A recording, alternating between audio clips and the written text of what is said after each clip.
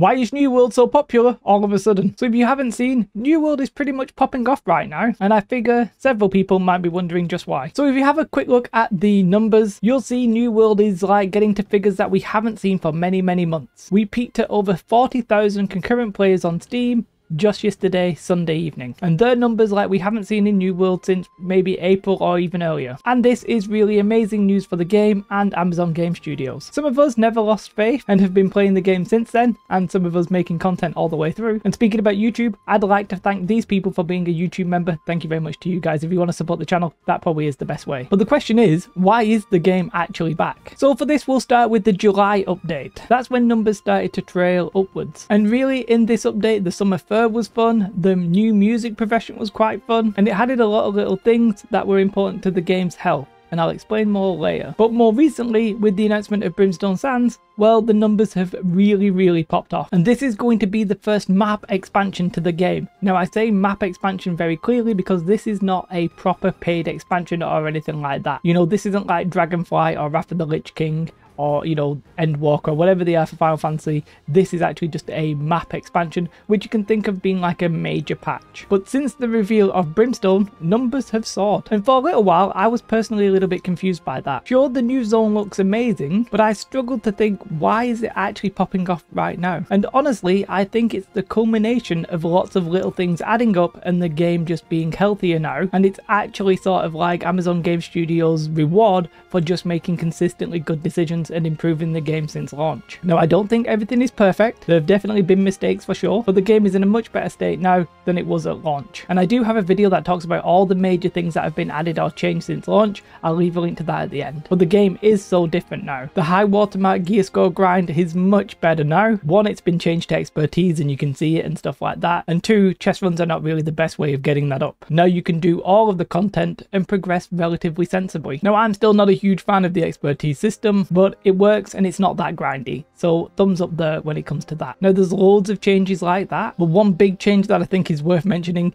is the change to expeditions. Many people were frustrated by having to pay to enter an expedition. Not only did you have to pay, they were severely time gated as well. And the way that you had to get into the expedition was with these orbs, which you either had to spend like faction tokens and gold to get, or you could craft them, and crafting them was on a cooldown and buying them was on a cooldown, right? Those expedition orbs are now completely gone. There is still a daily and weekly cap, as in you can do 15 daily normal expeditions and 25 mutated expeditions a week. Most players are not going to run into that as an issue, and I'm talking like over 95% of players are not going to run into that issue. That's probably there to stop like bots and, you know, hardcore people just farming it 24/7 kind of thing. Along with that though, we got the group finder, and that makes it a lot easier to find groups at different levels.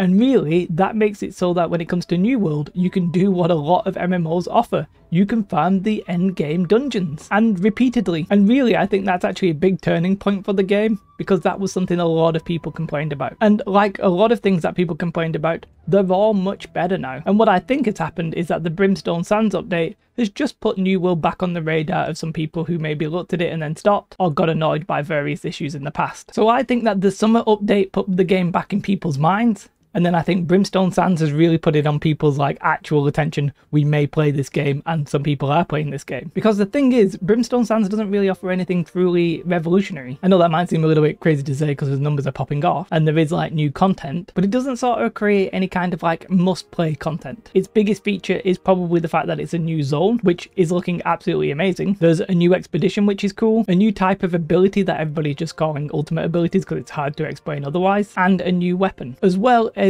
a rework for the leveling experience from 1 to 25. Really, I think there's two things that's drawing people's attention. The new abilities, which is cool, but I don't necessarily think people would come back to the game just to try it. So really, I think it's actually the new zone, because that's something we haven't seen in previous updates, so people are sort of giving it a closer look. And as I said before, the new zone looks really damn good. It's definitely not a copy paste of anything you've seen before. It has like new mobs and NPCs, which to me sort of make it actually now feel like it's an MMO. I know that's crazy, but when I saw the little lizardy guy, I was like, oh, that feels like an MMO. But it all looks truly amazing. In a way, what I'm trying to say there though, with the point of it not being like game changing, is if the Brimstone Sands patch would have came out like 3 months after launch, I don't think it would have necessarily affected the game all that massively. It wouldn't necessarily have moved the needle in terms of player base all too much. Sure, it would have been cool and all, but what I really think has happened is that it's all the small things, to quote Blink. Everything is now added up and the game has become more varied and just better. It's incredibly hard to say that just one or two things have made the game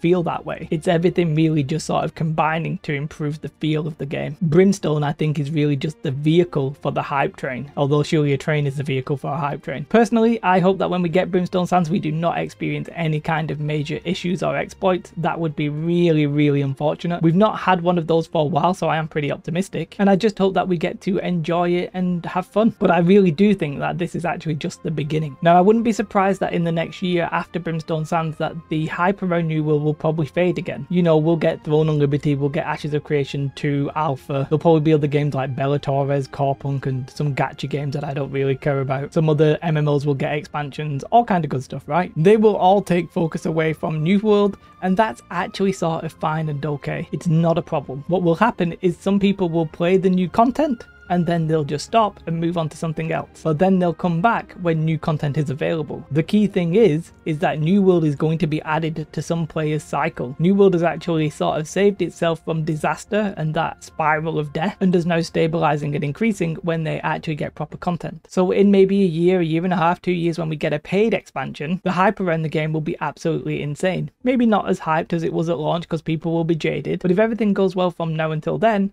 the hype will be there again. I can't sit here and tell you that the game won't die. If there's any kind of major catastrophic issue, sure, people could get fed up and quit, right? But I just don't see that happening now. And I do wonder about all the people who said, and many of them in my comments, all the people who said that the game was dead. How do they feel now? Are they just going to put their fingers in their ears and pretend they never said it? Are they just going to ignore the game? Or maybe you'll actually give it a first shot. I don't necessarily think we're at No Man's Sky level of redemption yet, but it is truly great to see the game that I really like do so well and be given this second chance. So why is the game popular all of a sudden? Well, Brimstone Sands announcement has brought eyes back on the game, and a lot of people are liking what they see. It's as simple as that. Let me know your thoughts in the comments below. Have a most beautiful day. Like and subscribe. Goodbye.